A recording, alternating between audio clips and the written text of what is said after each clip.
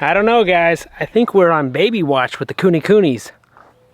Like every day, like this looks a little more pronounced. The season of change is upon us. The Bradford pear trees are starting to grow their flowers. I'm noticing the grass is growing more and more every day. And I'm getting excited to see how the grass responds after moving pigs, chickens, turkeys, steers, geese, all of last year. Even the thorny bushes are starting to get their leaves. Hey pigs! Hey pigs! Ow! Hey pigs!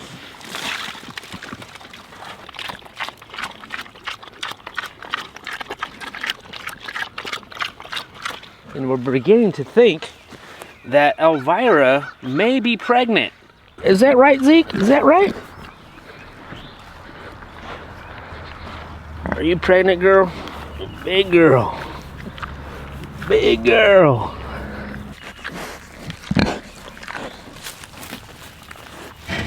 Not sure. Lorraine seems to think that she's pregnant and that she's due in about a few weeks. She's looking fuller. Her belly's like really low to the ground. What I'm hoping is that I'm gonna walk out here in the morning, random morning, and there's gonna be a bunch of piglets running around.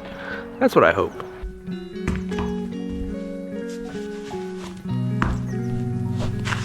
With the warmer weather, and now that we have a new trail that goes into our woods, after chores, I've been trying to go for a run in the morning.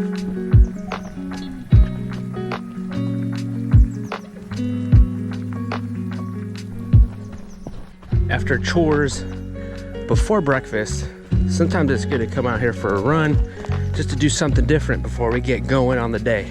But there's nothing like a run that makes you feel alive. Come on, Penelope, don't let this old man beat you.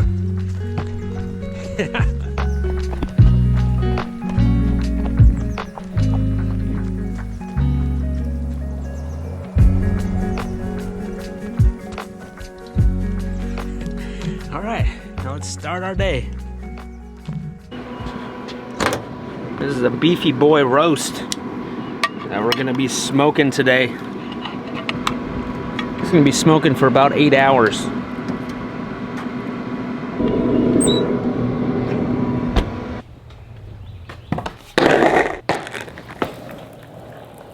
We have lots of plans going on this year, but the first priority is building this brooder.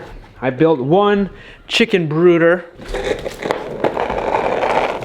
and I've been in the process of building another one. Also, what needs to happen is another chicken coop, which I've already started. Currently, I have 2 chicken coops, and these are for our meat chickens, which will hold about 30 chickens each, and we're getting 75 chickens, so I'm gonna need at least one more. I'm gonna try to make this a little bit lighter. As you can see, if you're familiar with these coops, this is a full 2x4 width down here, and this is what's gonna be on the floor dragging it.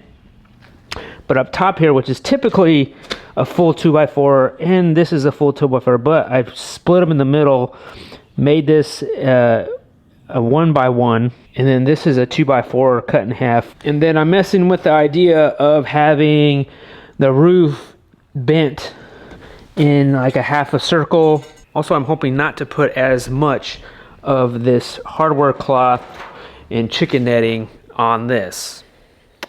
So I'm just kind of going through the emotions right now and trying to figure out how I can make it a little bit different, a little bit lighter.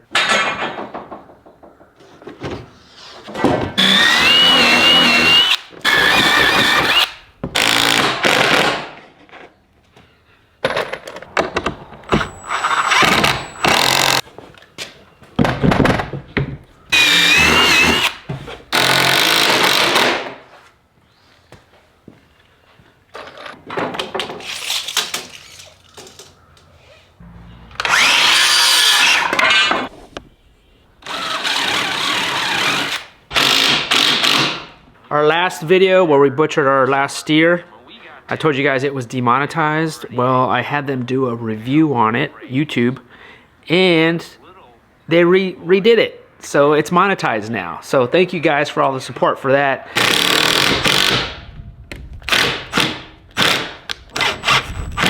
See that crack? That's why you glue and screw, because if the screw won't hold it, the glue will.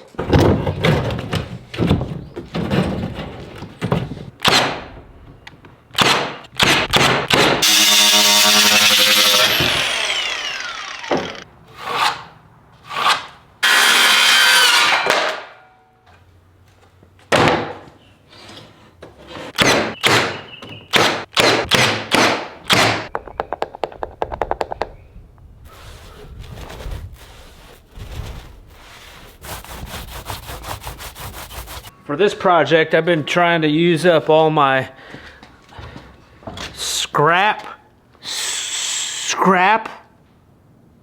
wood. I'm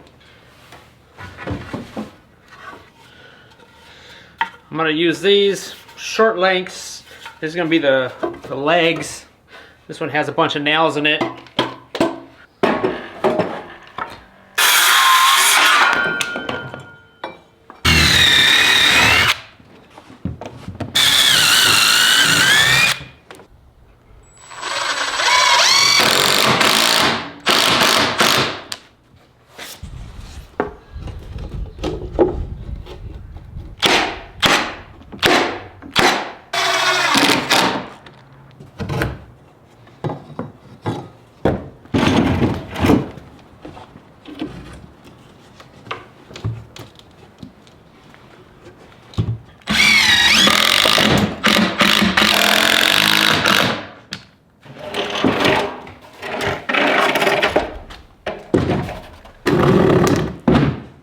And that's it.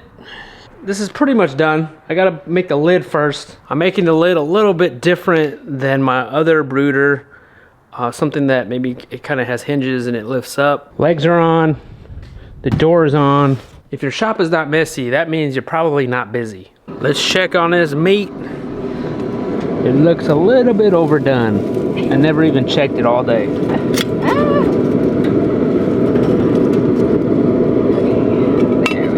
It's been 6 hours now in the smoker. Before it gets too late, and before our dinner's ready, I need to move our two coonies to a new spot, and then also I want to separate them. Sorry, Zeke, I need to separate you, but I don't have another pig shelter for Zeke. So for now, I'm gonna use this extra chicken shelter.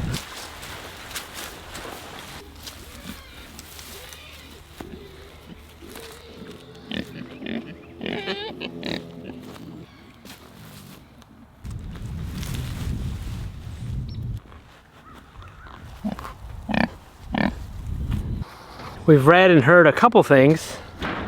One, that you should separate the boar with the female and they should never live together. And then once they have babies, you need to separate them. But then I've also heard that once they have babies, they could live together. It really just depends on the animal. Some of them do good together, some of them don't. I think it's one of those things that they just need to try it and see what works. We have separated them before, but you know, if they're living together for so long, they start developing that brother-sister relationship, which we don't want. And then I've read you need to separate them where they don't see each other. But then I've read that it's okay to separate them with just a wire in between them where they can see each other. So much information out there, it's hard to distinguish which one you should follow. So I think it's just one of those things you need to experience it.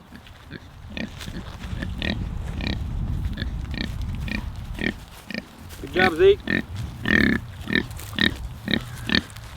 Come on, girl, get in there. Yeah, so easy for this. This area has plenty of green grass. I mean, this is probably the best grass on the land here currently. But look at this grass is already growing. Clover, they love the clover. Are we gonna, like, say she does have babies, are we gonna have to, like, move her, or are we gonna keep her here? Come on. close it. Close it, Jason. Go close it. Zeke has his own spot here, Zeke. Water, we had to put up this netting in the middle. And then this is Elvira's spot. We're gonna keep them separated for a little bit. She's a little swollen in this area here. And then, like, if you look at her, she's like wide, like right here, which she's never been before. So I'm just saying some things, pointing out some things that I've never really noticed about her before. Will you show us your belly? Her teats are a lot lower to the ground than they have been before, and they're a little more pronounced. So before they were just like little tiny buttons, and now they are longer. So I think she's pregnant. The last time that we knew 100% that she was in heat was November 19th. And the gestation for Kune Kunes is 116 or 19 days. So that puts her at March 14th. So we're thinking like we're coming up close. She's just a few weeks away. And so the reason why her teats are more pronounced and she's dropping lower is because she's just a few weeks away. I'm guessing. This is what I'm calling. I'm calling she's gonna give birth on March 14th. All right, pigs, I hear you. They've been loud. Got some leftovers for them, eggs, leftover okra, chili beans, and these are the pigs that we're gonna be butchering for our class that we're having here. 2 more months, guys. You're next in line. A couple things we have going on right now is if you head on over to our website, we have our online chicken processing course that's live right now. 10% off McMurray Hatchery, and you get this class for a whole lifetime, including step-by-step color guide. And we have a new hands-on pig butchering class coming up at the end of April, and we're doing it here on our homestead. Those are just some different things that you could take your self-sufficiency to the next level. If you want to go further deep into the knowledge that we share here, those are ways to do it. So head on over to our website to check those things out. Let's check on that smoked meats. The beefy boy. How is it? It's good. As tender as possible. Yeah, it's really tender. Yeah, that's good. When you're raising all this meat, you gotta think about different ways to cook it. You know, smoke it, barbecue it, oven, Instant Pot. Today was a busy day, but it wasn't, it wasn't crazy day. Pretty simple. But thank you guys for being here. Thank you guys for watching, and we'll see you guys on the next one.